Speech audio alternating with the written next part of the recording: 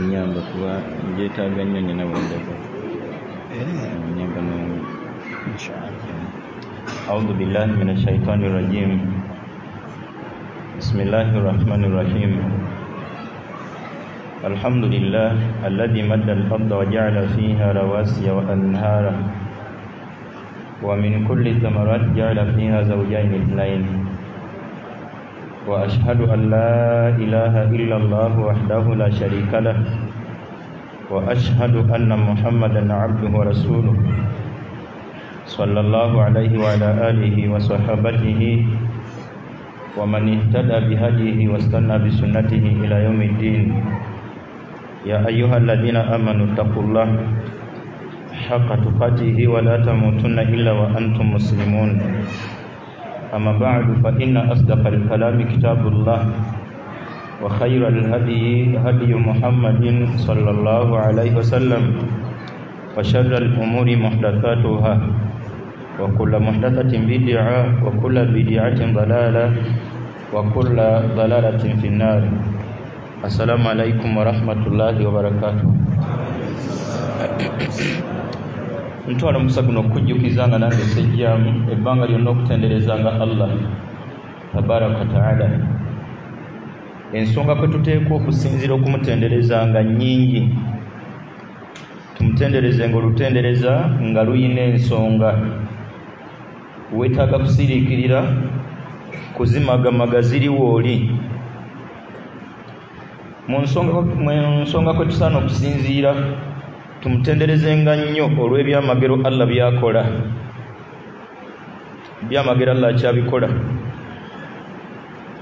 Ekyamagero kyeki ndoza kiba kikolwa ekitali kya bulijjo. Byakola byonna Allah talinayo kya bulijjo. Ffe twabimanyiza amaaso. Bw'oba wakusiriikirira buli bitonde bya Allah birina ebyewuunyisa nkuyanja. Ebyanditutte ebirowoozo byo n'oyogera ekigambo subhanallah ng'olina kw'osinzidde. Wayise ebbanga natambulako neeseekakizza ewandegeya. Twali tugenda kuziika. Mu mmotoka yalimu ne muganda we muzibe. Mu mboozi zaabwe muzibe abuuza seekakizza nti gwe byonna Allah bye yatonda ne byakola kiki ekisinga okwewuunyisa? Seekakizza n'agamba nti nze mbinneewuunyisa ekitonde bakiyita munyeera. Mu butono bwakyo kiteekwa okuba nga kissa. Bwe kiba kissa kitegeeza nti kirina amawuggwe. Mu butono bwakyo kiteekwa okuba nga kirya. Bwe kiba kirya kitegeeza nti kirina ebyenda. Nga seekabuuza nti ku sayizi ya munyeera eyo kati oba ebyenda byate byo byenkanawa? Tandikira awo naawe otunulire nga by'otunuulira olutunuulira olusukka era olusinga ku lw'abalala. Ffene ye mulye wakati mu kulowooza kuwa Allah gy'amujja. Falyanzuri al-insanu ila ta'amihi. Omuntu atunulire ebyokulya Allah byamuliisa. Anna sababna al-ma'a sabba. Addireyo ddala kuwa Allah gy'abijja mu nnimiro Allah gy'abifukiririra. Ffene n'ensigo, ffene ye nga ffene n'ensigo za ffene bye bimu. Era waliwo tekinologiya yenna ayinza okutunuulira ensigo za ffene. Oli n'atubuulira ebifene ebikyali omwo yadde bibaamu. Kakati Allah ebyamagero akyabikola. Ffene mulye n'obuwoomi bwe. Kaffene si kabi. Ani yakalunze? Ndowooza omulimi naye yandibadde mulungi nnyo mu kutendereza Allah mu kisaawe kye eky'obulimi. Ng'atunulira ekikata mwajja lumonde. Ng'atakula ttaka we yateeka amalagala. N'ajjawo eminwe. Wadde embaawo wennyini okuteekamu ebiti bya muwogo. Olulala tanonewo muwogo. Wadde embaawo wennyini okuteekako ekiyuuniyuuni. Ate olulala nonewo jjuuni. Wamu. wademba wenyini okutuuzawo ekigundi ky'ennaanansi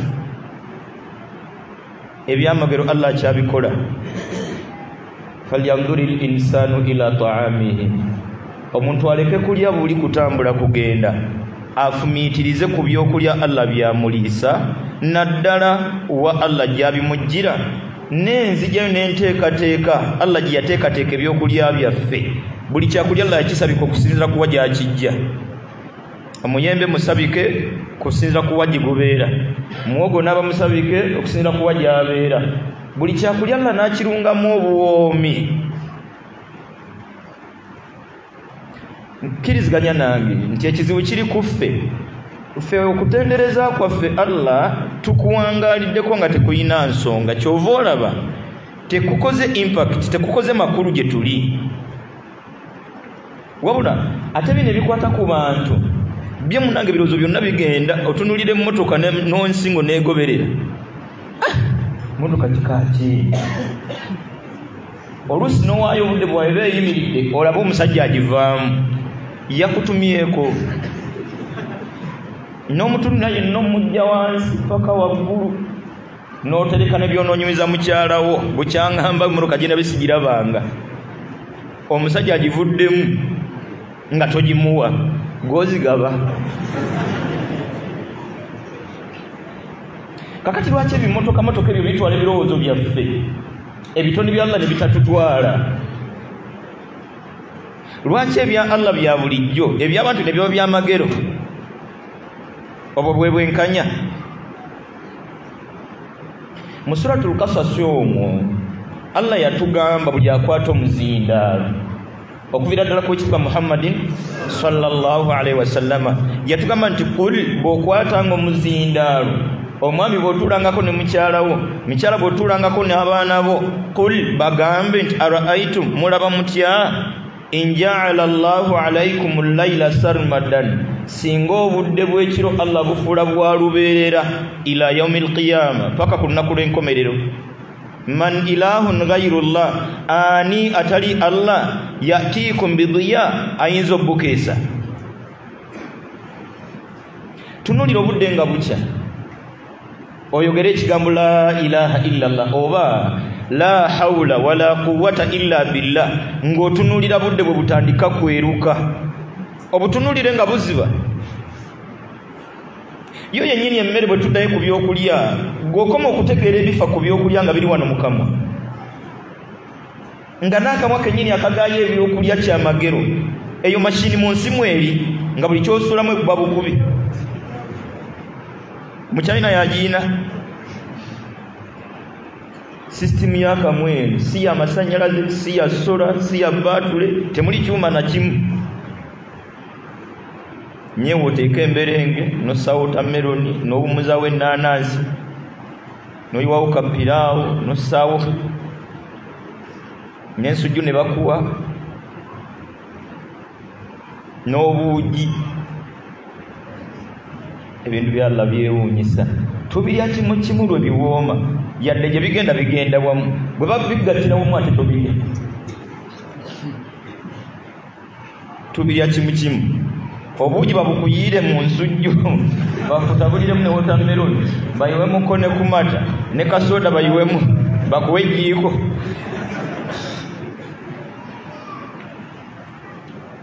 Ebyamagero Allah kyabikola. Nkwegayiridde abakkiriza empangala yaabwe endaba yaabwe endala nnyo ku y'abatali. Buli ke batunuulira bakagatta ku Allah, buli ke bawulira bakagatta ku Allah. Mu Suratu Tariq Allah n'akomawo ku ffe bennyini, falyanzuri al-insanu mimma khuliqa. Wakati mu kwetolera ku bitone bya Allah byonna bitambuzeemu ebirowoozo, vaayo yonna ojja kuggwe kennyini oddeyo olowooza ofumiitize mu ki Allah mwe yakkola, yakutonda akujja mu ki. Gokkiriziganya nange nti mazzi ge gatudde awo, mazzi ge gali ku muzindaalo. Khuliqa min ma'in dafiqin, nze naawe Allah. Allahu akbar. Seka nasifa abatusomesa chemistry mutukoze bubi bwe mutatubuulidde ani chemist yasooka. Chemistry sijja batabulira ebintuntu ne balinda results. ndowooza omuntu chemistry wa Allah yatabula amazzi agava sayidi eno n'atabula n'ageno results Elias buya Allahu akbar. Buloke ekoleddwa mu musenyu bw'ogikoona koona bwe gukunkumuka fa baakolwa mu mazzi ate mazzi sigega. Allahu akbar. Abange tutenderezenga Allah lutenderezo lulina ensonga. Tunuulire eriso we yalissa n'enzirukanya gy'aliddukanyamu. Sekakiza gwe baabuuza aleete munyeera ne system za munyeera yamala n'abuuza muzibe nti kati nze nyanukudde gwe byonna Allah bye yatonda kiki ekisinga okutwala obwongo bwo. Wulira muzibe kye yagamba ye muzibe kati neewuunya Allah mwewuunyako enteekateeka gyateekateeka system y'amaaso yino kati ate muzibe musajja muyivu yatugamba nti amaaso gano yamanyi Allah bwe yabiteekateeka buli kyokubako eriiso okikuba ekifaananyi ne kigenda ku bwongo ne kikomawo n'otubulira nti kati oyo Elias oyo Zubayiri jjawo ensujju eri amazzi agani agayiyaawo nga buli kyokubako eriiso bakyolezaawo ne bakubulira nti kati oyo Juma obwangu obwo ye muzibe bye byamwewunyisa. Naawe noonya by'oyinza otugamba nti nze ku Allah neewuunya. Bukyanga tusala nviiri nakati tukyasala wansi w'olususu lw'omutwe waliyo ekidondi wamera ebirevu munda eyo bw'olya ebinyeebwa obirya weegendereza togayiramu ebirevu.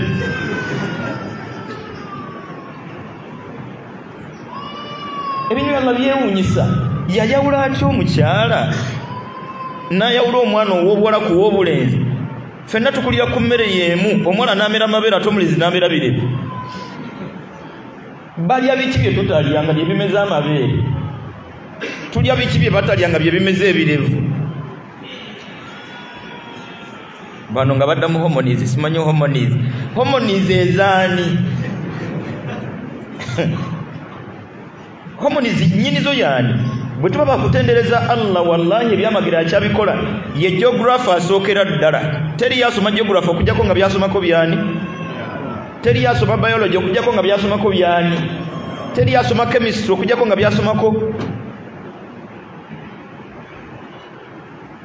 Funa ensonga k'osinzira okutenderezanga Allah wallahi ogenda kufuna ebirungi bingi n'obukkiriza obw'enjawulo olw'ebyo by'osinziddeko nga buli kyolabo kigatta ku Allah.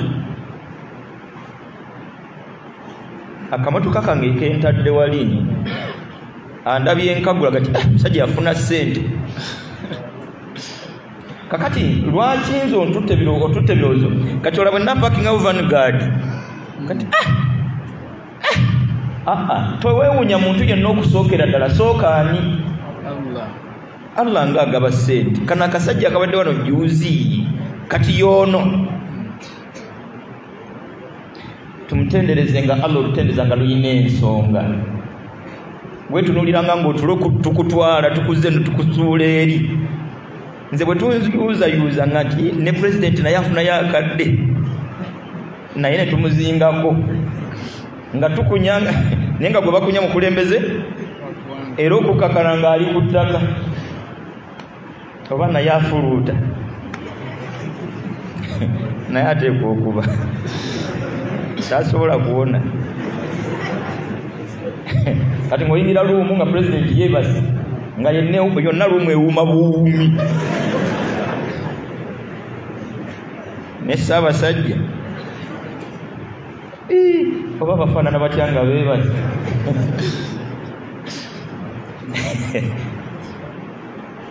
N'Abagereka agenda okutunula omutanda ng'abulizzaako nga bakoonako nga Ssaabasajja bwagera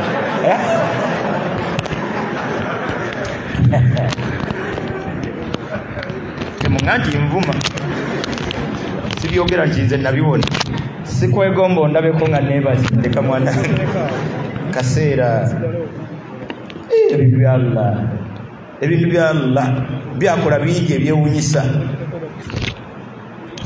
wotudda walla asobola okuwendulira tampeko y'amazzi babere bamoroka munjulire tampeko y'amazzi Allah nga yagikusanyiza moroka amazzi gayinza okusiika wakati mu nkuba niweesisikiriza era ofundikire enkuba olina ogenda okutuukayo nga teweera pinika nga nti amazzi obuyinza okumalako emirembe okutuuka ku kino olwo amaanyi gandiruddawa ebigambo byange bino kusika birowoozo byonna byange tutenderezenga Allah olutendereza olulina ensonga muzo ebyamagero Allah byakola tolabanga Allah byakola ng'ebya bulijjo byakola Allah si bya bulijjo kubakkiriza bafumiitiriza ne bafundikira nga bamutendereza olutendereza bo ne bakoma bukomi nga tebasobola kumutendereza lutendereza lwasaanye ensonga namba 2 kwe tusaana okusinzira okutenderezanga Allah tumutenderezenga nnyo olutendereza lwa kumwebaza nze naawe Allah jazza tuyisa tuyina akaseera ke twali tusanze nga kakazigizigi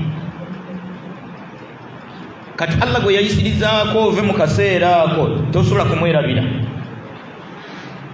sereza ebibuuzo zaali zibuuze wakati mu semesita esembayo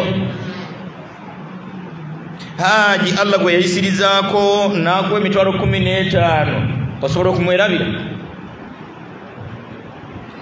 tomunyumiza ne mukyalawo mu kaseera nga bulwadde bwe bwali bukutwala bakujjanjabye ez'obujjanjabi zibuze dokita naga nti jangu kizibu kyo kintiri nnyo dokita zinabaseremeka nti tofaayo nakula erinnyo ne ligwanga nti dokita tukoze tulaga kya atofaayo genda era wallahi ovange okkiriza bani mu nsi muli abantu lwofuna akakisa n'omusanga ng'oli ne maama wo era omumusongerako ni maama omwami ono omulaba erinnyo lyali linzita tulina abantu ab'enjawulo betujjukira mu bulamu bwaffe obusoose wallahi teriiyo asaana kutenderezebwa lutenda lwa kumwebaza okusookera ddala alina kuba Allah yaliye kututuleeta mu nsi okujja kwo mu nsi yaliye n'ebiseera ebyo ebyakazigizigi kitaawo ng'afudde tomanyi wogenda kutandikira haje yakutwalanga mulekwa Allah ye yamuleeta mu kyalo Allah gye yatujja be tutasobola kwerabira abatujja mu kyalo yali Allah yabatuma fulwadde yakujja mu kyalo era bw'omusonga nga obagamba banno nti bannaye ono nze singa ku kibuga simanyiiyo yali oyo yali Allah teyali oyo kati yali Allah ng'ayisiriza kuseka naswifu Allah okusomosa era bye yali ategese tumutendereze nga Allah olutendeza lwa kumwebaza wakati mu kwebuuza tinzaani gwani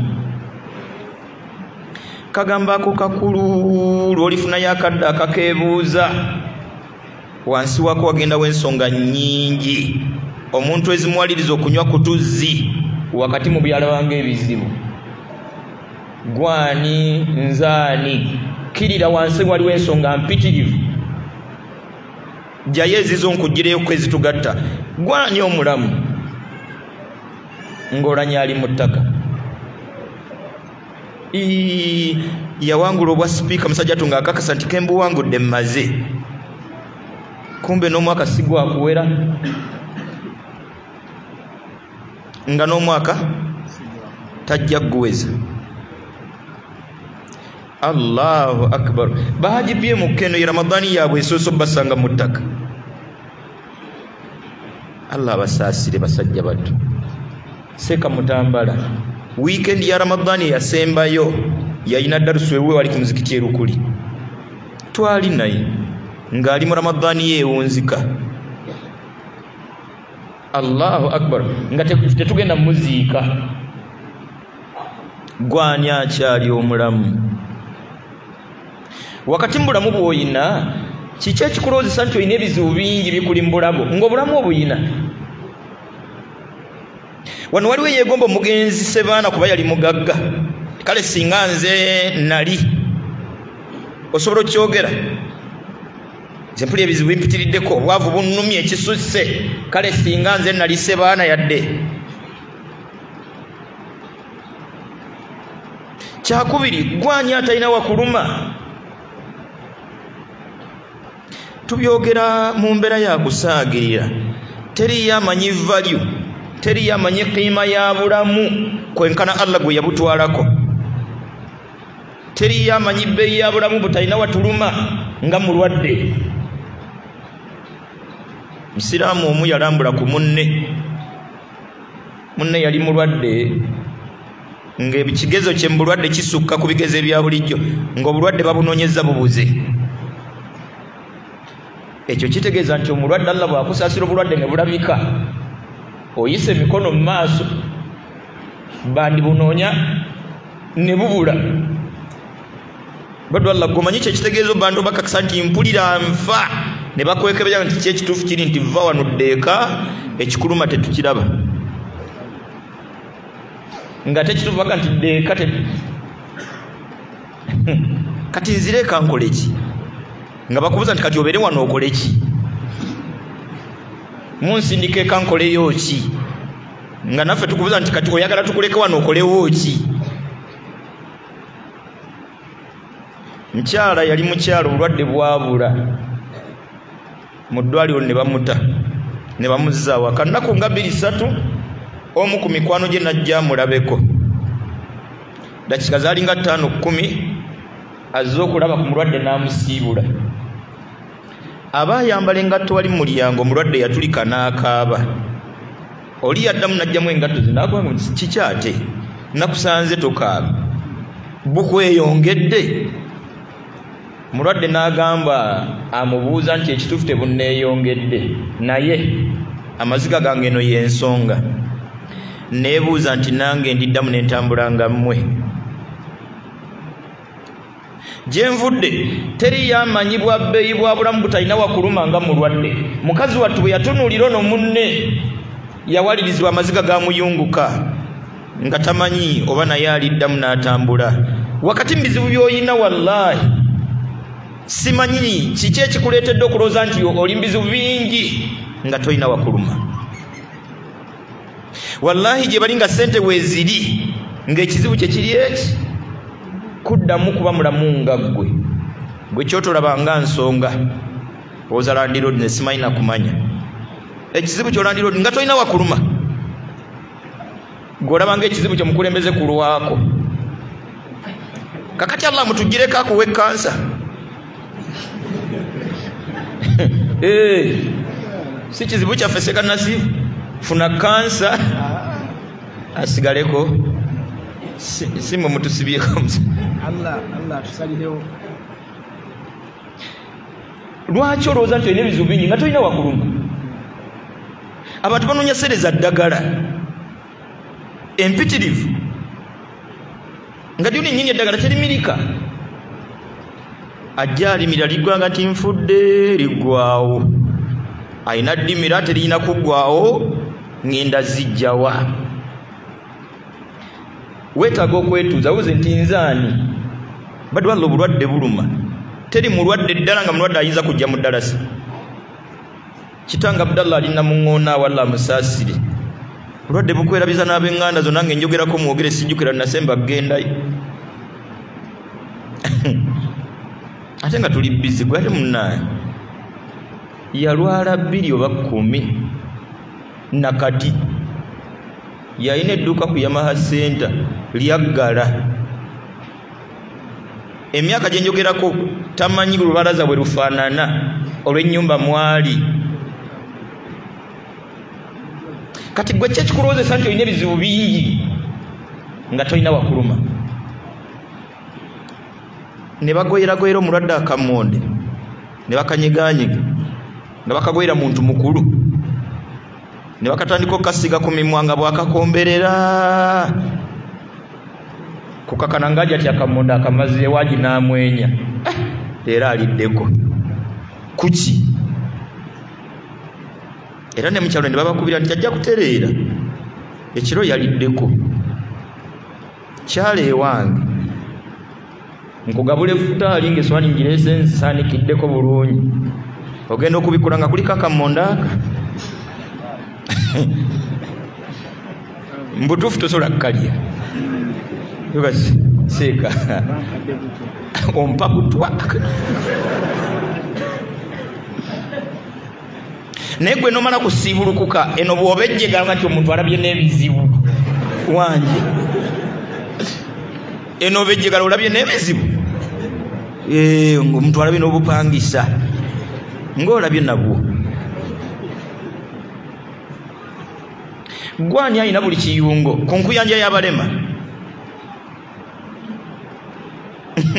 omukyala gwe wawasa n'ogwa ku accident amagulu ne bagatemako weekanga obufumbo bukomyawo azifu yafumbirwa magulu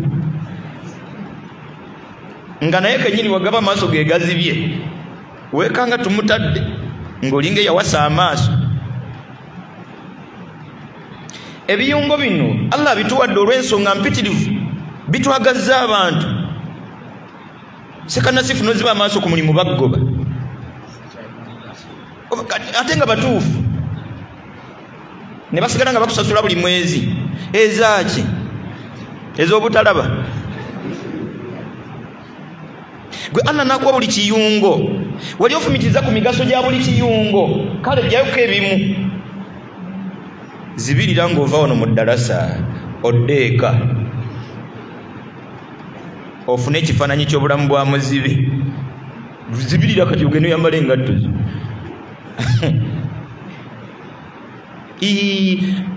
nga Allah byatukolera bingi gwani banja Allah tukumye tetugendangako wa imamu mukubakaama sekanasifu okutuuka ku muzikiti abantu babuza nti imamu yaluwa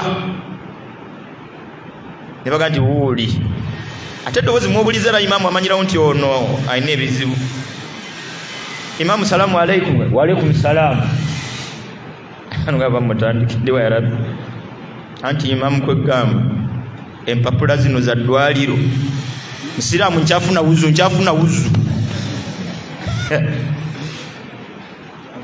bw'aba Allah akusaasidde kale imamu n'akuwuliriza ng'omanyi kyekitegeeza imamu okukwata omuzirawo nga dhuhuri ewedde ni bannange tulina muganda waffe mwetaavu nga gwe gwe bagamba ngoba ndi omwetaavu gwe boogerako nze namugambye ne basuula ebitaano nga ndi banzise bitaano mula naweereza ebiri kati sinaawera olaba siramu buli ayambala engatto gw'onyingira nga nti ate oli ageze bugenzi gwe Allah nakuwangaza nga tokubanga ku imamu kaama gwani bantu bali mu makomera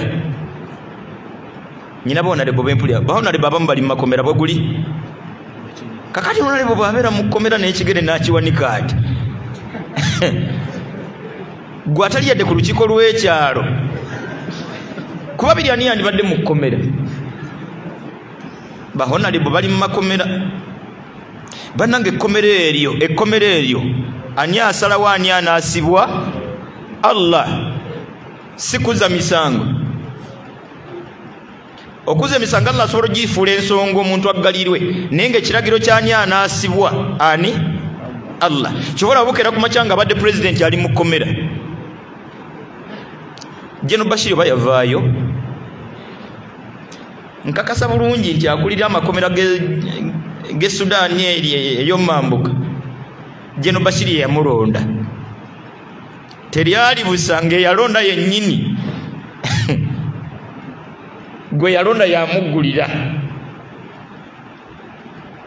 wajja kitasoboka nendoza wano tekisoboka wannedda era tokiteebereza ekkomera ani asalawo Allah mbakakasa wallahi waliwo abasibe nga tebalina misango nga naye basibe ng'era abazibe emisango bwe tuwangana nabo nga tosobola yadde omusongamu nga muzzi wa misango ng'ate yalina n'ekiragiro Allah asobola omulagira yennyini omuzzi w'emisango naggalira atali muzzi wa misango oba wakirabako ekyo ng'omuzi w'emisango galidde abatalina musango bw'otovvuunula ojja kuba onkoledde manyi temuli balungi.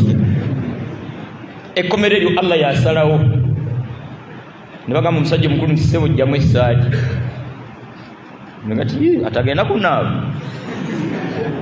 si eyokka n'omusipi si bye byokka n'engatto nga gwe bagamba taata w'abaana mu kkomero eryo nnyina gwe yanyumizaako ebibeerayo kusanga mwena kitundu 10 basobola okubaseka kati mugende mwebake nyina gandireka naawe esawa 10 ezimisana ssebo mugende mwebake ng'ate mwina kugenda kwebaka sebo okukakana nga mwebase. Abadwala basibidde mu makomera nga Futali Kawunga ne Daku Kaki. Allah asasire muganda waffe gyali agisebuufu wapayi taliyo. Allahu akbar. Badwa Allah fo kubeera eno si bugezi naba abali eyo si bumenyi bw'amateeka. Abasebufu babikunnyonnyola ayinza okukakasa nga bw'atalina musango n'okulayira nalayira nti wallahi billahi tallahi sina musango ng'ate oluusi gye mutuufu nga waliwo abalina emisango ate abagalira atalina. Kasita onyamba n'otobimbuuza kuba sibimanyi nnyo tomanyi kyekitegeeza kutwalira ku mpingu ngamba mazahara kubira babajja mazahara tewera bene tata sura mugambe nti abasajja bantutte ngoga ndi batutte mukazi.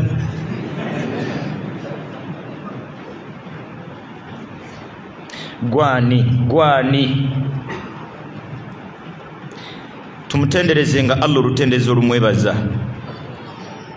mu byonna Allah byatukoledde bw'atuwadde okuba abasiraamu bannayi kinene. Gwani omusiraamu era tunulayo sayidi y'abatali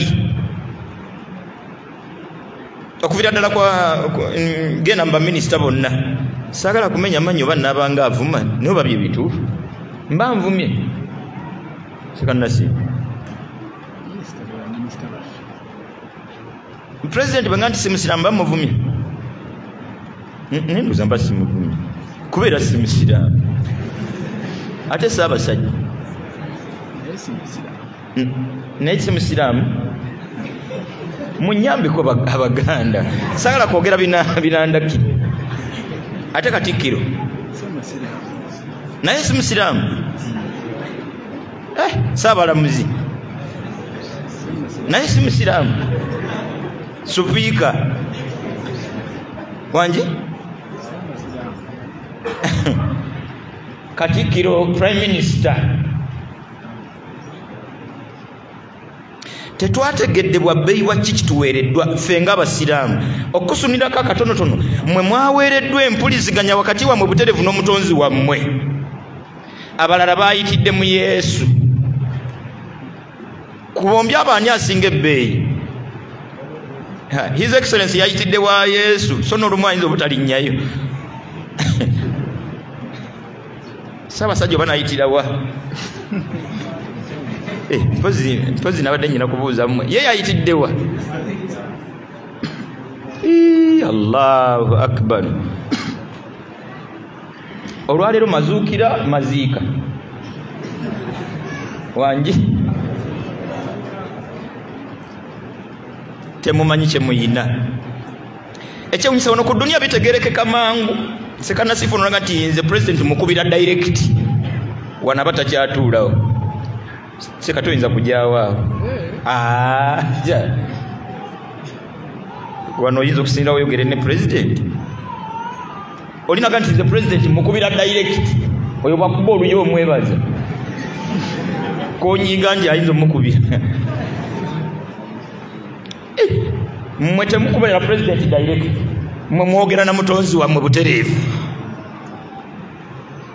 Akubira president direct n'ayogera n'omutonzi we butereevu ani asinga ebbeeyi? Ffe ate tulabanga abawansi era bw'otuuka kwoli ayogera ne president butereevu gwe weegomba ku mwembyani yandyegombya ani tugenda mugwa mukaaga baziba nnyo basatu boolekere namugongo nga batambuza bigere okuva e Kasese okuva eggulu ewaffe Mubende ekiboga eri ekizinga buliri nga bajja kwogera na biki nga azze kutuma ekibumbe kya Kizito omuto kimugambire ku mutonzi Yesu.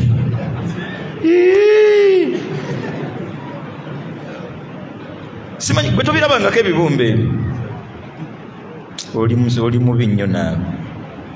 Abasajja engeri gye bayokyebwa mu nku kati babumbayo ebibumbe ng'era biringa ebiri mu nku ne batuuma ekya Kizito omuto ekyagondirwanga ekyamapeera n'ekyabazekketta kati okusinga ku bizibu byo gw'onoonya ekibumbe ky'ononnyonnyola. Kati abakyali myaka emitoototo mwe mugende wa Kizito omuto ekibumbe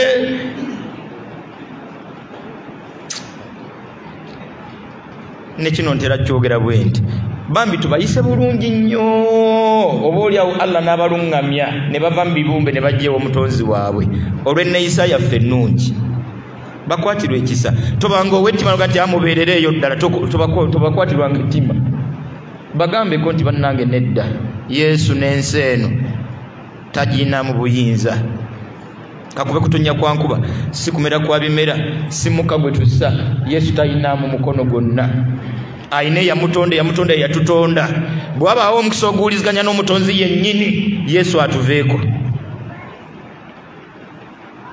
Baganda bange twesimye nnyo okuba basiraamu. Obusiraamu istislaamun lillah, muntu kuba nampuliziganya wakati we na mutonzi we butereevu bwatyo n'akwata byonna ebitegeeza obulamu bwe byonna nabikwasa omutonzi we n'awangaala nga buli kabadde mu bulamu bw'ayogera butereevu n'ani n'omutonzi we. Kimu ku bye tuyiga ku Nuh alayhi salam, qala rabbi inni da'awtu qawmi laylan wa nahara. Yannyonnyolanga Allah ebifa gye yamutumye nti Allah w'ekitiibwa nkowodde gye wantumye abantu mbannyonnyodde si kiro si misana. Wa inni kullama da'awtuhum, wabula buli lwe mbannyonnyodde bye waŋŋambye bino bye bakoze. Yali mpuliziganya wakati wa Nuh obutereevu na mutonzi we, wuliziganya n'omutonzi we obutereevu mu lulimi lwo lwonna, tojja wange. Allah yatuyamba nnyo bwe yatuwa okuba abasiraamu. Gobadde okimanyi nti waliwo abalala nga bambibiriga kye babba bali naye okubanduza kibi bayiiya bali oba singa tuli ludda wa sekandasifu singa tuli mbayiiya oba mbe bayiiya basajja babajjeemu ebizimbe rawundi ye mulaga eri wansi eri ekidakkala eri bwotunula awaawo ebiriga bubirabu byoba kye bikozaawo wangi mbw amatiribona gali kuyiika 3 ng'omugezigezi yaaba musumba n'asuka ku busumba n'afuka na minisita kuba alina ministry minisitule yawo mugimanyi nyiniyo atudde kuyiika mmeka iyo abasajja nabo tebalisi nawe wange onoonya gwovunana n'akubula gwe ne bakuyita endigera n'enkya nojja nsajja alimako omuceere gwe nabagati guno omuceere si muceere guno bakuyita hole rice kiro yeegi ebiriga ne bitwala omuceere gwonna ku mitwalo 5 nimbutuufu nti okukemewa nti obaddala ndiga ne bantu singa kye batukola ndowooza singa neimamu kyeyuna atuyiyiza singa naye alina yeekaalo kyeyuna ministry nga alina ne TV ne rediyo nga ffe biriga Allah yatutaasa. Kati wakati mbizibu ebingi byolabanga byoyina weesimye nnyo okuba omusiraamu. Allah akutasiza bingi byolaba banno balimu batajjeeyo.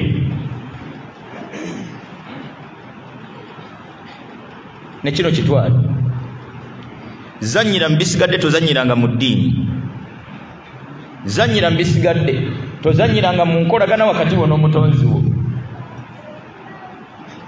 Ngera baganchi obulamu kakisa tukakozesa okuteekateeka olunaku lwe tulisinkana omutonzi waffe.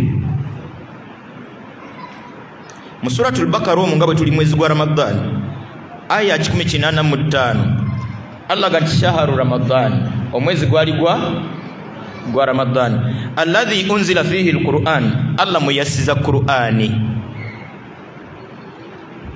mubimu kubi Allah ko yayisiza omwezi gwa Ramadhan gubere gwankizo kukira mu Qur'an teri yali ekwata ku Qur'an okujjako nga Allah naye agenda mufula wankizo Lailatul Qadri kyekiro Allah muyagisiza okuva ku lawhil mahfuz okutuka ku samaa'i dunya Lailatul Qadri inna anzalnahu fi lailatil qadr awala Allah nagati inna anzalnahu fi lailatin mubarakah ekirekyo kyafuuka kya mukisa Allah bwe yasiza mu Qur'an yenna anoonya okubeera ow'omukisa mu nsi Qur'an shahru Ramadan alladhi unzila fihi alquran ensa kutawanyiza bwerere nyini yo wali lwaki tobe wa mukisa ngo owuliriza ebigambo bye gw'omukisa n'ogujja wange ebigambo byo byesambye kati Qur'an eyo Allah yagissa hudan linnas kulungamizaako bantu nga bulungamu eri abantu wabayinatin min alhuda ngo bulungamu obwo mu Qur'an mulimu ennyinnyonnyola enneeyolefu etalina amuvunya byonna Qur'an kyekitabo ekinnyonnyola obuzaale bwo ya ayyuhan nasu inna khalaqnakum min turabin suratul hajj page esooka owange we nayitibwa omuntu tebakubuzabuzanga nti omuntu yaliko ezzike inna khalaqnakum min turabin omuntu eyasookera ddala yatondwa ajjibwa mu ttaka thumma min nutfa Allah n'ateekateeka entondo endala nga tunaavanga mazzi Qur'an n'ennyonnyola obutonde bw'omuntu Qur'an n'ennyonnyola gye tulaga Qur'an n'ennyonnyola bye tulimu Qur'an muli obujulizi ku bulungamu ng'obujulizi obwo bwerufu obujulizi obwo bwa misana wal furqan Qur'an Allah nagisanga ye nagisomye afuna enjawulo wakati w'eddiini busiraamu nazo neziyitibwa eddiini bye mbagambi bantu badiringana Yesu bwafa bwalamuka kati wano ku Easter akola atya azuukira buzuukizi kati ate Christmas era yomu bwazuukira bwafa bwe bajaganya kakati afudde twandikungubaze twandijaganyiza nabadde gye nasalidde ejjuma nabadde ku balita ly'eggaluga kwentebero lyoko nasanzeko abasajja abakulu nga bakalakalana n'ebiti by'emisaalaba ino abambi basajja battu yonna vaayo ku makubokubo kwe tuyita okwosanga omusajja ng'ayimbirira Yesu lyekubo ly'amazima n'obulamu nga bannange yamutonda yafa kati bwe tuba tuwaana Yesu ndoza tukize ne muhoozi naye atukwatemu ate bwe baogera ku muhoozi kati tetukkiriza kati saagala genda yeeyo seekankata yaŋŋaanayo Qur'an wal furqan yenna agisoma wallahi okkiriza nti wallahi gano ge mazima Qur'an tekukkiriza kufukamirira kitonde kyonna kinnyonnyola nnakuyo ate ndooza Bayibuli ye bakubiriza kufukamirira ne bw'osanga kibumbe nga kya Yesu gwa ku ttaka kati enkuba bw'ejja kyo kyanule bwe ggwayo kikomyewo ate ofukamire nze akyanudde ne kyenyanudde ate nze mba nfukamira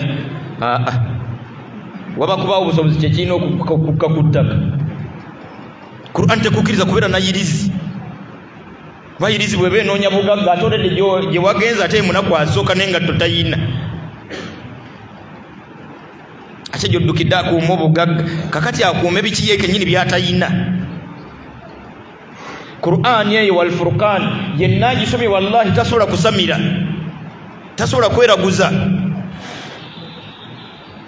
Qur'ani bwe betukubiriza kwegendereza nnyo bafu kabuli tetugizimbako ejja tutabulira enkolagana n'omutonzi waffe kukakana nga shaitani ekulaze nti omufu oyo munnyonnyole by'oyagala kata tujizimbako ngera mbusiramu bwe tutalina muddu wazaabafuza kumala kuŋŋaana waise ennaku amakumi ana ng'omugenzi yafa tukuŋŋaane tumusabire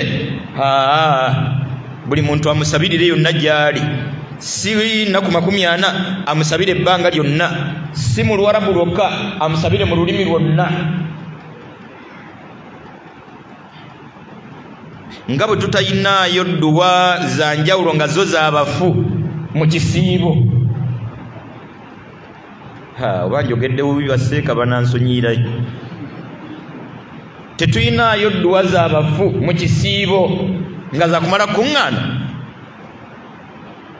asizaffe omufu tasabirwa mu kisiibo omufu asabirwa ebbanga lyonna ekisiibo n'ekitali emmere eyo ebadde ey'edduwa eyo tugitwale ku muzikiti basiramu bagisiibulukukireko buli anaasiibulukuka ajja tusabira gye tutajja kuba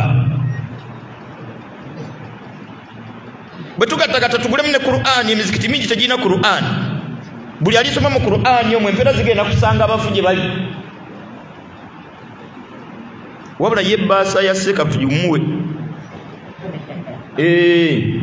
nkwegayiridde mu byonna tubisunsule ebbaasa ya seeka yo gimuweereze gimutere ku ssimu nga tukwetondera omukulu w'etwale kusinziira ku bigambo bye twawulidde dduwa omwaka guno tejja kubaayo naye ye bbaasa ka tugiteeke ku ssimu wallahi yeera agenda kuweereza edduwa ate eyo terina buzibu mwana nga Allah akusaasire mbadde manyi wayonoonese ne kale bw'oba okoze bwoti tewali buzibu Allah akusaasire akumalire byonna kuba ebbaasa eyo gwe mulamwa gw'edduwa kivala edduwa bwe twekengera ng'eneewewuka kwe kukyaza nabbi ajja mu mukolo wakati awo kitambala tukuŋŋanya ebirabo byagenda nabyo kati mwaba tamanyi nabbi lyamuleese ffe tumanyi ffe tubimutwalira kukakkana nga nabbi alika bano edduwa ezo si zaffe ne baseeka ekituufu kiri nti bakimanyi era bankaziza ebbali emirundi sigimanyi bungi nga ebyokusomesa bingi lwaki totuleka ate nabyo mbyogedde nabyo mbyogedde banansonyiirayo Qur'ani eyo wabayinati min alhuda walfurqan teri yagisoma okujjako nga apaakingira ddala mu busiraamu n'okuzikiza n'azikiza bwe kuba n'omukka najjamu kati ate ove mu busiraamu olagibwa ove kukunnyonnyola omutonzi obutereevu ate ogenda oyogerezeganye ne kati Allah natuga nti faman shahida minkum shahara ayama ma'dudati ekisoko ba faman shahida minkum ayama ma'dudati ramadhani nnaku mbale wallahi mbale olwaleero tusiba lwakumeka wangi 16 ezo si nnaku mbale gye twakatandika jjuuzaawo kati nyamba mu nnaku za Ramadhani embale ne kino kingattiremu Ramadhani ku speedi kweddukidde ffenna tukkiriziganya nti mbutuufu Ramadhani edduse Ramadhani eyanguye gye twakatandika jjuuza tugiri wakati nga Allah bwana batusaasidde saa yonna tuyingire 10 erisembayo Ramadhani ekituufu edduse naye tedduse yokka abadduse muli bameka gwe ne Ramadhani egenda okutandika okudduka gwe yakusanga oledde okola ki nekwegattako bwegasi gwe oyagala tuga nti yo bwe yatandika gwe n'oyimirira kakati nga Ramadhani bweri ayama ma'dudat naawe ku nsi oyinako ayama Ramadhani nnaku mbale kituufu naawe ku duniya oyinako ennaku mbale wallahi tunako ennaku mbale nga Allah bwatuwaddeyo akakisa k'obulamu Allah bwatuwaddeyo akakisa ka Ramadhani nkwegayiridde buli kyoyinako obusobozi kikole olukole olutasubira Ramadhani endala buli kyoyinako obusobozi kikole lwaleero olukole olutasubira nkya hadithi ya Abdullah ibn Umar nabi yatugamba sallallahu alaihi wasallam nti kun fi dunya ka annaka garib munsiba mungo olinga mugenyi ebbanga lyonna omugenyi. Allahu akbar. Eno gyaba yajja aba ku bugenyi teyeetaaya. Obwongo bumugamba nti alyetaaya ngazzeeyo wa eka. Ebbanga lyonna ku bugenyi we bakusuza wokola otya? Wosula bye bafumbye byokola otya? Byolya. Lwaki? Ndi ku bugenyi. Saabanyumiza gye banga bula obugenyi bwa lumonde n'entula gwe baga nti nabiryambyagala nagumikiriza lwa bugenyi. Nze munsi bantu nabo tebali siriyasi yadde omusiraamu Allah amusaasire. Nagwa ku kibambulira kya bugenyi bwa mimonde gyalinga ene 5 n'ebbakuli y'entula ensotte ng'omusiraamu angabudde musanyufu muzibu. Kale wamanna mwebaza olwebaza naye ng'ekituufu si mwebaza. Nalya lumonde n'entula nga nningamira eddagala. Naye byonna nabira lwakuba nali muki? Kati ajja teeka ewange nga natuuse nga nzijula lumonde n'entula takimanyi nti sibirya. Era mugambirawo ng'ebigere bitadde kubaza zaayo jjawo naawe. Kuba wali ndi ludda wa? Naye ku bugenyi nali anfukamidde. Wakati mu nnaku epiririvu ng'essanyu lye nnina eno kungulu. Bugenyi. Kun fi dunya ka annaka garibu. Wangalira mu nsi ng'olinga muki? Mugenyi. Byakugabuliddemu Allah by'oba olya. Obulamu Allah bwakusalidde bw'oba owangaliramu olyeyagala ng'ovudde wano ku nsi ng'ozzeeyo ewammwe. Baddu Allah ku dunya wano si waffe. Adamu alayhi salam we yasooka okuwangalira yasooka wano mu nsi. Omuntu yenna Allah wamujjulira tugamba tutya? Inna lillahi azzeeyo eka. Kati mulayini eyo yennyini nkwegayiridde nnyo tegeka wammwe ayyama ma'dudat. Oyina ennaku mbale okudda ewammwe. Oyina akakisa ka nnaku mbale okudda wa? Kyova abamu Allah bw'atuwa emirimu nga giyingiza ssente nnyingi olubba lwobba okozesa kakisandire era kalimu ekali enkya tekakola ki? Kyekibbisa abakungu mu gavumenti. Sekanasifa Allah nakusaasira ne bakuba obukulembeze bwa URA revenue etuli wano mu Mugongo. Nyina gwe nabuuza juza nti wallahi mba mmaze. Sekoddamu okwavuwala. Ono tugeza tumusanga nga atambuza bigere nga mwavu nga n'obupangisa mupangisa nga yakulembera revenue emyaka egi abaki ekimwe mukyogedde seba kufumye buvume ate nga batuufu nedda kati ng'otugamba kinti ki kadali sebo emyaka ebiri gye wamala ng'okola ki ng'otunyola nti aha naye ndi mupangisa wakulembera ku revenue ye omwaka gumukya ajali ebiri. Kyova olaba nabo basajja batu olubba lwe babba lubba abba alireeti bwafuna omusago olwokubira nga ne bwe bangoba enkyanesidda bwafuna akakisa ka wiiki abba bya wiiki okakisa ni wiiki ejja ne bwesikola ki bwe kaba akakisa ka mwezi anyagulula omwezi ogwo olunyagulula olukakasa ni omwezi ogujja ne bwe bangoba. Eyo tuveeyo tusaagala kuyingirayo. Gw'olina akakisa ka bulamu ayyama ma'dudat oyina ennaku mbale. Nkwegayiridde Allah bw'aba tusaasidde ne tuyingira Ramadani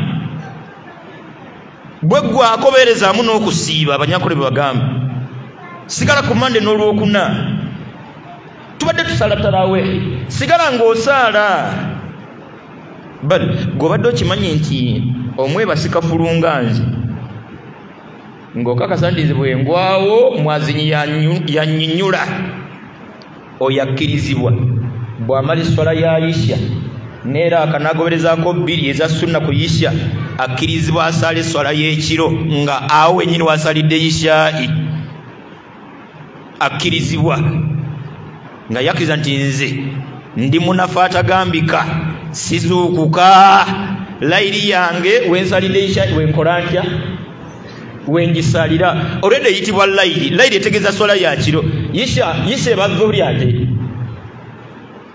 kakati munafu munnange mukuzuukuka gwe bwomalanga yisha isale raka zo 3 bwoba munafero okunsingako sale raka yetya nga ya lwatu maliriza isha gobereza keraka z'oluvannyuma lwa isha imeka nazo bwozimala sale raka yeji ngogisadde mu lwatu mutima gwe wange alhamdulillah bwe nabanza okusala alhamdulillah bwe nabasiza okusera iri yange enkoze ntya bannange tulina ayama ma'dudat ramadani nakumbale n'obulamu nakumbale kozesa akakisa k'obulamu olukozesa olutajja kwejjusa kun fi dunya kaannaka garibu mu nsi baamu ng'olinga mugenyi kateekateeka by'oli kyaluka nabyo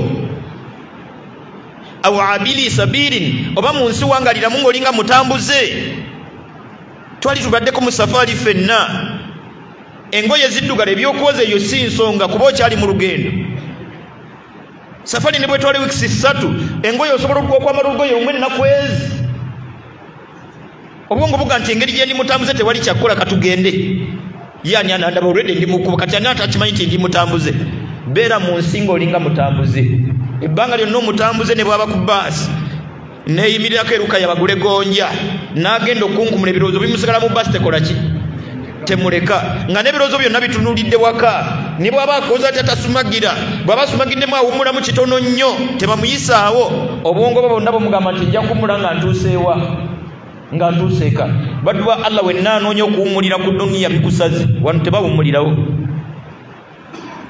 wano obuwanguzi ku duniya tebuli ku nsi obuwanguzi ku nsi tebuli ku nsi kyova olaba yawangula obwa sipiika juzi balonda sipiika nga n'okuzika tekunnaba ate nga kyebali balina okukola gwe ate balindeko okuzika ku gwe bitegeezera tewali makulu kyova olaba n'omuntu ebyobugagga bye byonna Allah bwamujjulula byonna laabigaba tetulinawo biseera bye tugamba nti omugenzi amala kuyisawo wiiki tugabe ebyobugagga ate obusiraamu tukubiriza kwanguyiriza bigaba tegeka gyolaga beera focused ramadani ayama ma'dudat si yeyo kaine ennaku embale naawe mu nsi oyinamu ennaku mbale kozesa ennaku embale Qur'ani yo gisoma olusomo lutasubira wiiki ejja bwe kuba kusaddaaka kakasa ntolinawo omukisa gwa nkya omusaaze w'esswala 5 nga zo Allah yazigondeza nkwegayiridde nnyo olwana bwezizigirira ogatteko sunna ayama ma'duda tolina biseera olina ennaku mbale nekino kankigambe tosaalanga subuhi toddamu okusaala subuhi okujjako ng'osoose kusaalira akeezi zeewandiikeko sunna z'olubereberye nga tetunnasaala swala ya bwatteeka ne sunna oluvannyuma lw'esswala ezisigadde zigaane era akabiri nga tonnasaala subuhi nkwegayiridde tezigaananga nabbi yatugamba sallallahu alaihi wasallama nti rakaatayil fajiri era akeezo bbiri nga tonnasaala subuhi khairun min ad-dunya azisaddaafu asanga mu maaso ga Allah ekyebbeeyo ekisinga edduniya wa ma fiiha n'ebiri mu duniya kweyo hadithi oyinza okusaala obusaazira akabiriza subi n'ogenda nekino kankigambe ne bw'obanga ozuukusereeti genza okulwa mu kooti nga ziri essaawa 3 osookanga kusaalira akabiri nabbi sallallahu alaihi wasallama baali bava mu lutalo lumu tebaatuuka Madiina mu budde olw'obuwanvu bw'olugendo baasula mu kkubo beebakaleeti wakati mu bukoowu wallahi njuba kwaka kwayo kwe kwabazuukusa bagenda okuwaaba omukabati nga ntuyo zitonnya butonnya olw'omusana Bilali agamba nabbi sallallahu alaihi wasallam nti njaziine nti shaitani wano yatuwanguliddewo kiye tukoze tugenda awaddako tusaale bwe batuuka waddako we yasalawo basaalire Bilali yaziina abaagenda okukima nti tusooke tusaalira kameka 2 ne kino kankyongereko ne bw'osanganga ku muzikiti basala jjamange eyimiriddewo beegatteko musale jjameggwe zeeraaka za sunna mu za sunna zonna zeeraaka ezikirizibwa okuliwa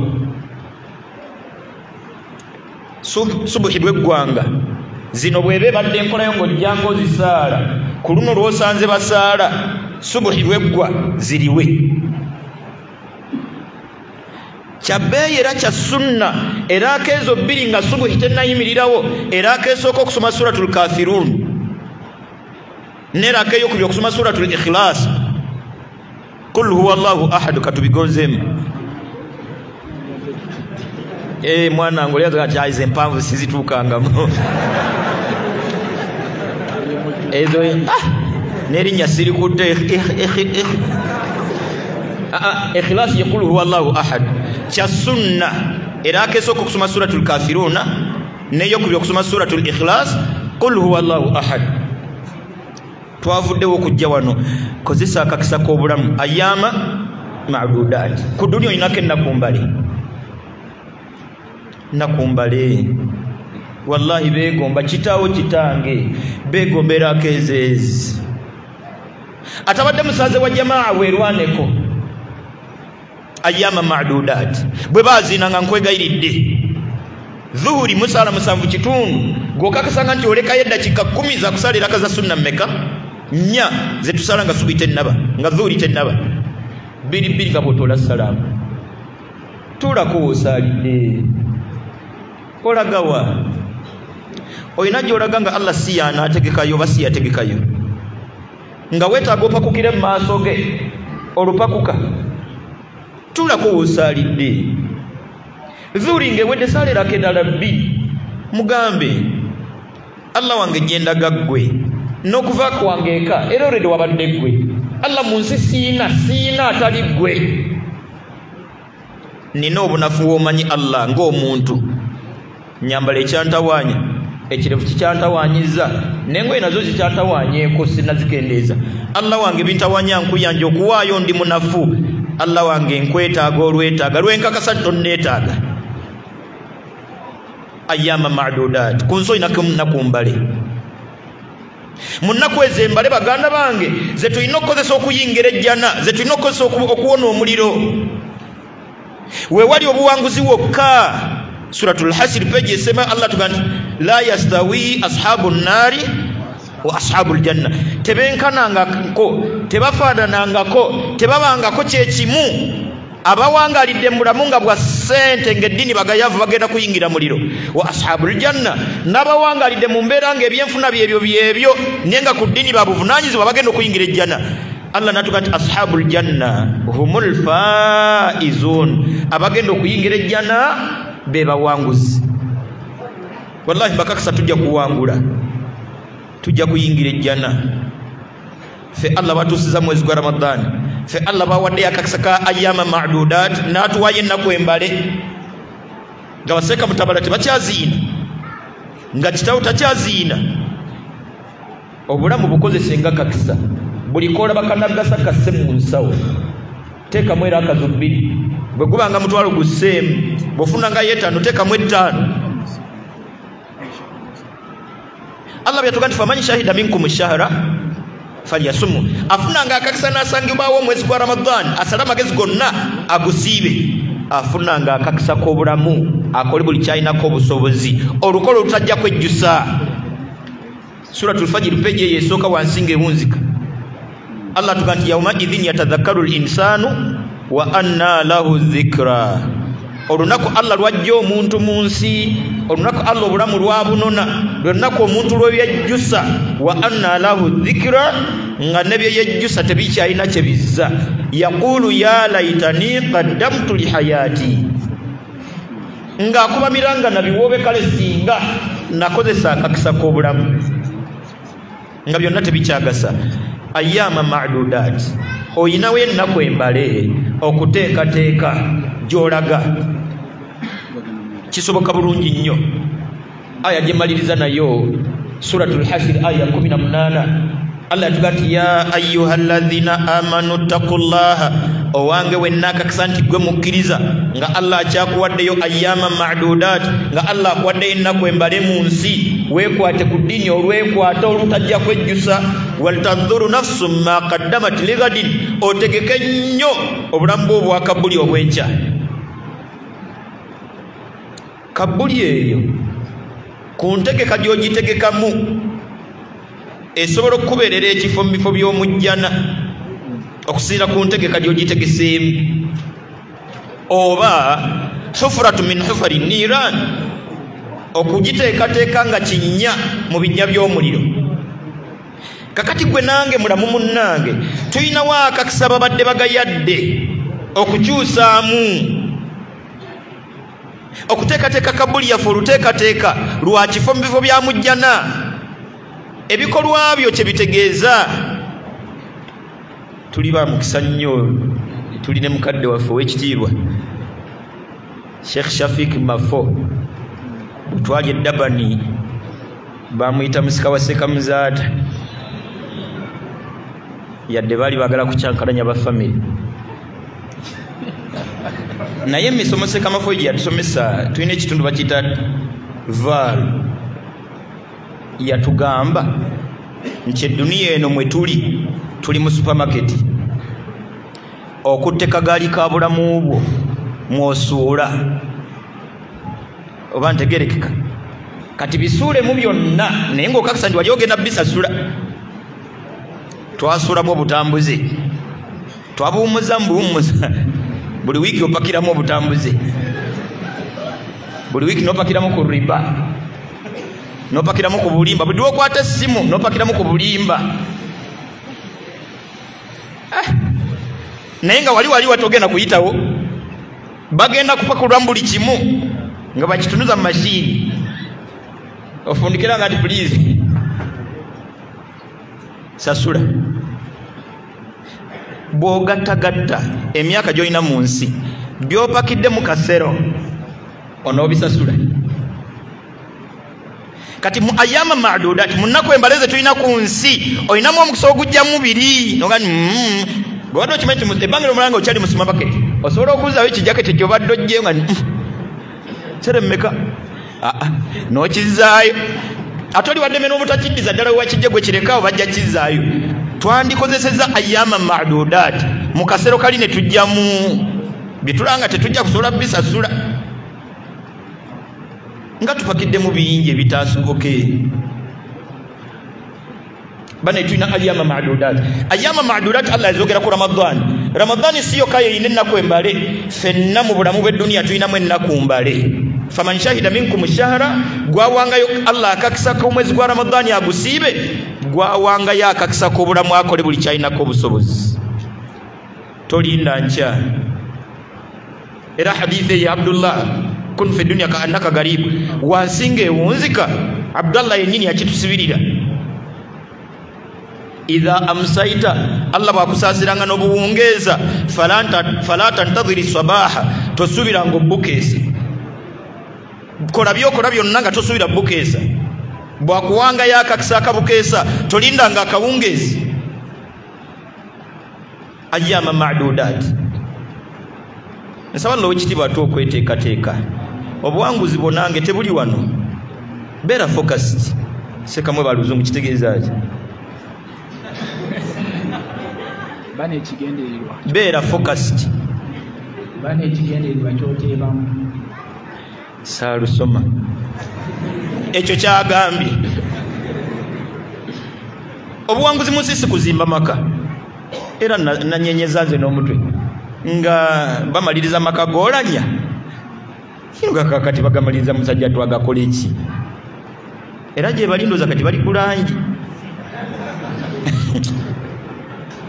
Obuwanguzi mu nsi si maka mwosula obuwanguzi mu nsi si kuwasa mukyala mulungi onya akakyala nga kakyotala kawanvu nga muyivu paka ddi mukyala omuwasa mulungi leero newaita emyaka 10 mbutuufu n'okkiriza nti natomera naye tewali buzibu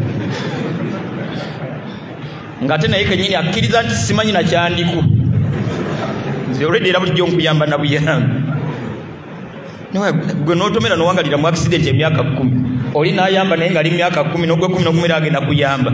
Obuwanguzi mu nsi tebuli mu nsi, wallahi obuwanguzi buli mu kuyingira jjana.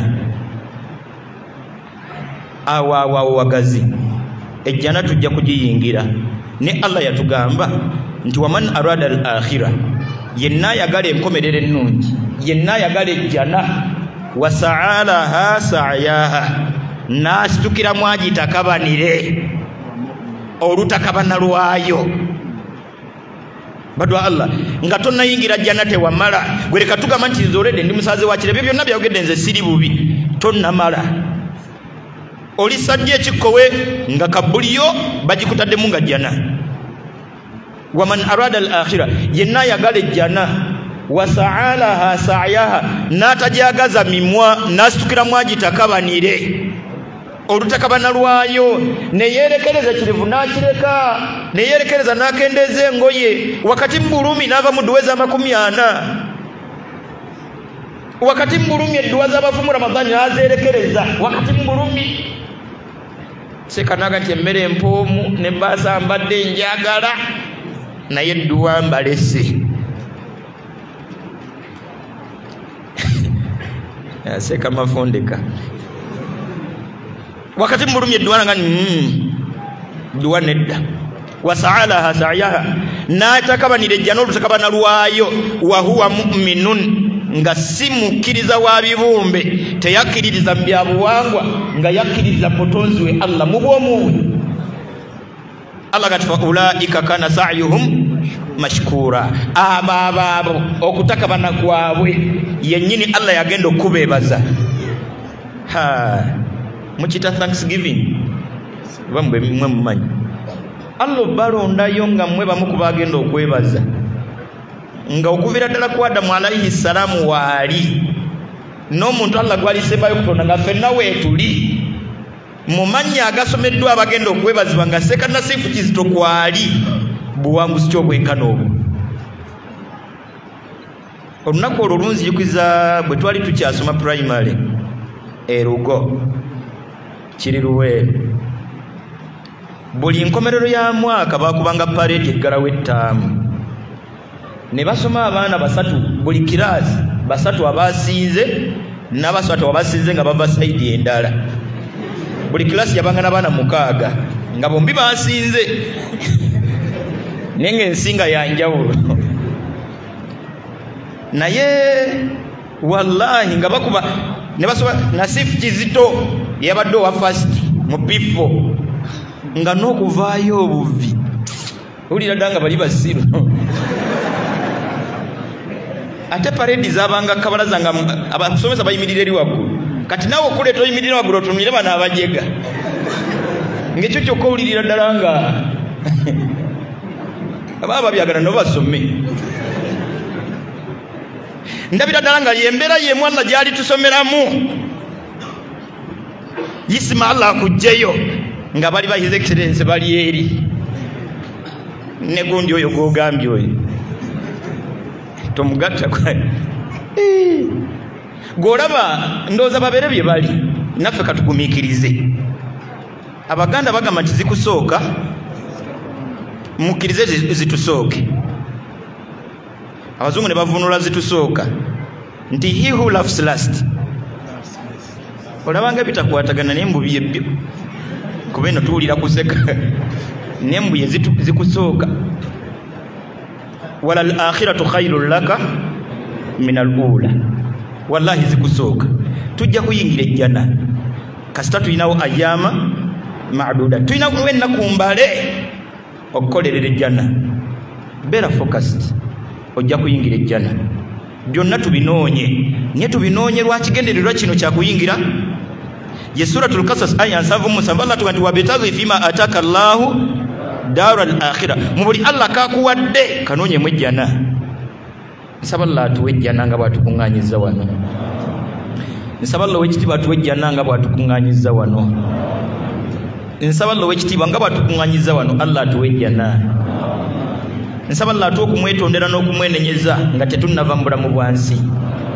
byonna binatulobera okuyingira ejjana nsaba Allah wekitiibwa atuwe okumwetondera olwetondera nga tukyalina akakisa ka ayyama maadudaati nsaba Allah atuddiremu byonna ebitutawaanyako nsaba Allah atuwe obusobozi ku byonna kwanasinzira otusaasira otuwa ejjana nsaba Allah atuwe obusobozi ku byonna kwanasinzira okutusaasira otuwa ejjana nsaba Allah atuwe okwerekereza byonna ebinatulemesa ejjana nsaba Allah ateeke omukisa mu bulamu bwaffenna Allah ateeke omukisa mu mirimu gyaffenna Allah ateeke omukisa mu bufumbo bwaffenna Allah ateeke omukisa mu zadde lyaffenna Allah ateeke omukisa mu maka gaffenna Allah ateeke omukisa mu byonna ebitegeeza obulamu bwaffenna nsaba Allah ebbanga lyonna tuwangalizenga mu busiraamu obwannamaddala obusiraamu obwannamaddala tusaba Allah wekitiibwa kuba batujjululira Allah asaasire buli musiraamu yenna mu nsi yonna Allah mukwasaganyize obulamu bwe Allah mukwasaganyize ebimutawaanya Allah mmalire ebyetaago bye Allah amuwe ejjana saba Allah buli musiraamu amuwe ejjana n'abatali tusaba Allah wekitiibwa abalungamye